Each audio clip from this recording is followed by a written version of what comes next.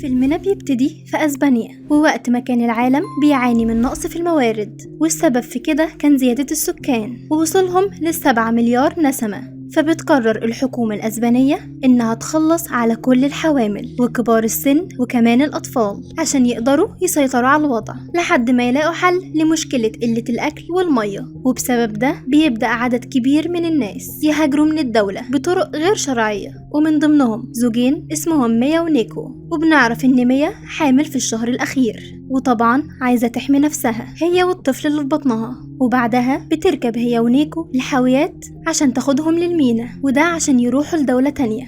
وهناك بيستغل المسؤول عن تهريبهم ظروفهم وبيطلب منهم فلوس أكتر من اللي اتفقوا عليه، فبيضطروا إنهم يدوله الخاتم بتاع جوازهم. وبعدها بيطلعوا للحاوية مع بعض اللي بيكون فيها ناس تانيين غيرهم هربانين مع أطفالهم. ووقتها بنلاحظ توتر وخوف ميا، وبنعرف إنها قلقانة على ابنها اللي في بطنها لأنها ما اتحركتش من يومين، وبتكون خايفة إن الجنين يكون مات. فبيحاول نيكو يطمنها ويقول لها إن كل حاجة هتبقى كويسة. وبنعرف من كلامهم إن كان عندهم بنت تانية، ولكن الجنود خدوها عشان ينفذوا عليها حكم الإعدام. ووقتها بيحسوا كده بحركة في الحاوية، وبيعرفوا إن الحاوية خلاص اترفعت على العربية اللي هتنقلهم للمينا. ولكن في الطريق بتقف العربية مرة واحدة وكل الركاب بيقلقوا، ولما بيقرب نيكو من باب الحاوية بيتفتح الباب فجأة وبيدخل عدد كبير جدا من الناس عشان هما كمان يسافروا. فبيقع نيكو على الأرض وما بيعرفش يوصل لمراته اللي بتكون قاعدة في آخر الحاوية. فبييجوا المسؤولين عن عملية التهريب وبيضربوا رصاصة في الجو عشان الناس ينتبهوا لهم، وبيطلب من الناس اللي لسه داخلين الحاوية إنهم ينزلوا من الحاوية دي وهيروحوا يركبوا الحاوية التانية، ومن ضمنهم نيكو. فبيحاول نيكو يقنعهم إنه كان موجود في نفس الحاوية دي من الأول، ده غير إن مراته ميا معاه ومش هيقدر يسيبها، لكنهم بيتجاهلوا كلامه وبيخرجوه من الحاوية غصب عنه. ولما بتحاول ميا إنها تنزل معاه عشان تروح الحاوية التانية بيتقفل الباب في وشها، فبتقلق جدا إن الحاوية اللي هي فيها تروح لمكان مختلف عن الحاوية التانية. فبيتصل نيكو بيها على الموبايل وبيحاول يطمنها وبينبه عليها ما تثقش في أي حد من الركاب، وبيعرفها إن الحاوية بتاعتهم هما الاتنين هيتنقلوا على مركب في البحر. وبعد ما بتقفل المكالمة بتبص من فتحة الحاوية وبتلاقيها بتتحرك على العربية، وبتشوف الجنود وهم بيضربوا الناس، والبلد كلها في حالة فوضى بسبب قلة الأكل والمية. وبعد شوية بتوصل العربية اللي فيها حاوية ميا لمكان فيه كمين، وبيبدأ الضابط يوقف السواق. ولما بيشوف الركاب اللي بيحصل بيروحوا يستخبوا بسرعة في باب سري جوه العربية.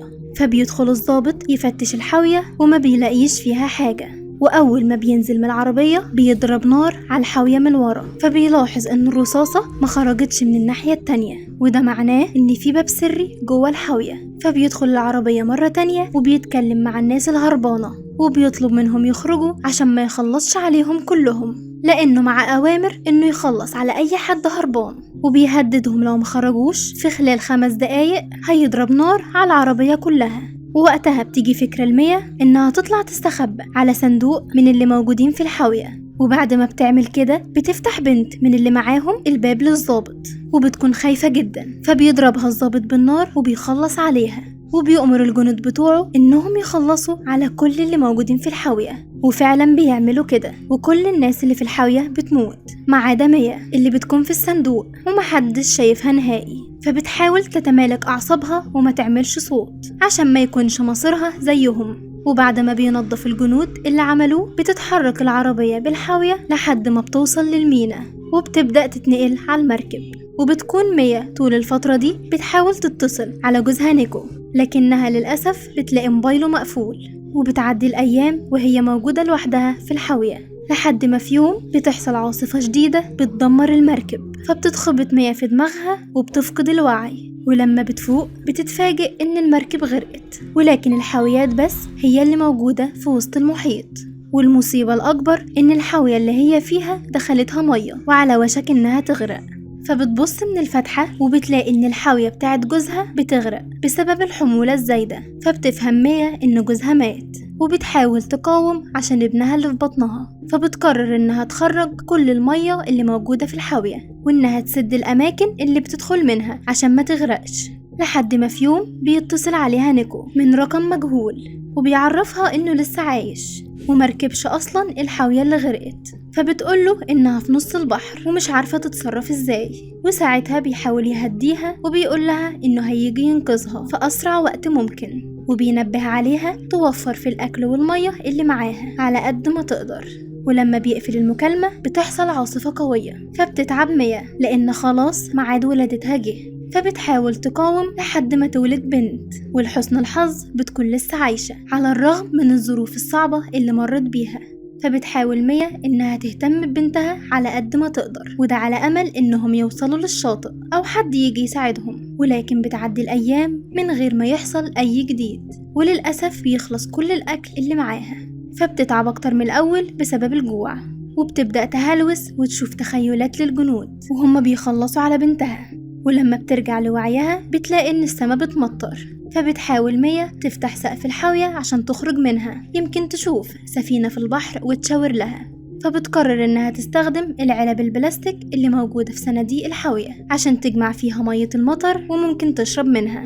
وتاني يوم بتنجح بفتح الحاوية وبتطلع للسطح وهي فرحانة لأنها أخيرا شافت الشمس بعد ما اتحبست في الحاوية لفترة طويلة قوي. وبتحاول إنها تصطاد أي سمكة تاكلها، لكنها للأسف بتفشل عشان مش معاها شبكة أو صنارة. وساعتها بتشوف طيارة في الجو، فبتنزل الحاوية بسرعة عشان تجيب قطعة إزاز تعكس بيها الضوء يمكن تلفت انتباه أي حد ليها. بس لسوء حظها رجليها بتتعور ومحدش بيقدر يشوفها، فبتستسلم للأمر الواقع وبتحاول تخيط الجرح عشان توقف النزيف. وبعدها بتحط كحول من أزايز الخمر اللي معاها عشان تطهر الجرح. وبالليل بتعمل صنارة من السماعات اللي موجودة في صناديق الحاوية، وتاني يوم بتصطاد بيها سمك كتير جدا وبتبدأ تشيله في العلب احتياطي تحسبا لأي ظرف. وطبعا في حالتها دي ما بيكونش قدامها أي خيار تاني غير إنها تاكل السمك زي ما هو.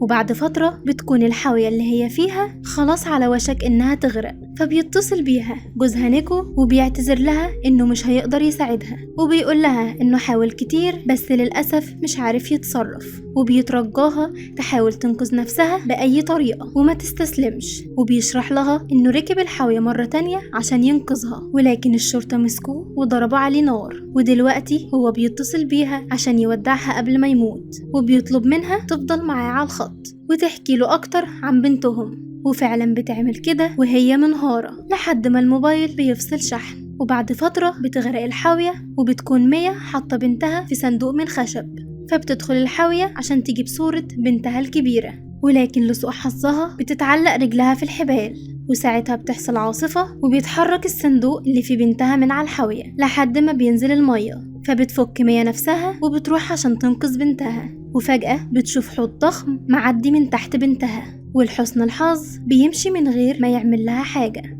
فبتروح ميا تاخدها وبتربط ايديها في حبل بالصندوق، وبتفضل عايمة في المية طول الليل لحد ما بيطلع النهار، وبتكون خلاص استسلمت ومفيش في ايدها انها تعمل حاجة، وبتفقد الوعي وبتغرق. وقتها بيكون في مركب قريب منها بتاع واحد عجوز ومراته، فبيشوفوا الطيور وهم متجمعين على صندوق الطفلة وبيروحوا عشان ياخدوه. فبياخدوا بالهم ان الصندوق مربوط فيه حبل، ولما بيشدوه بيطلعوا مياه من المية وبيلاقوها مش بتتنفس، فبيعملوا لها اسعافات اولية لحد ما بتفوق وبيدوها بنتها. فبتفرح ميا وبتكون مش مستوعبة انها لسه عايشة بعد ما قعدت شهر كامل لوحدها في نص المحيط. وبكده يكون خلص فيلمنا. لو عجبك الفيلم ما تنساش الاشتراك في القناة لمتابعة كل جديد.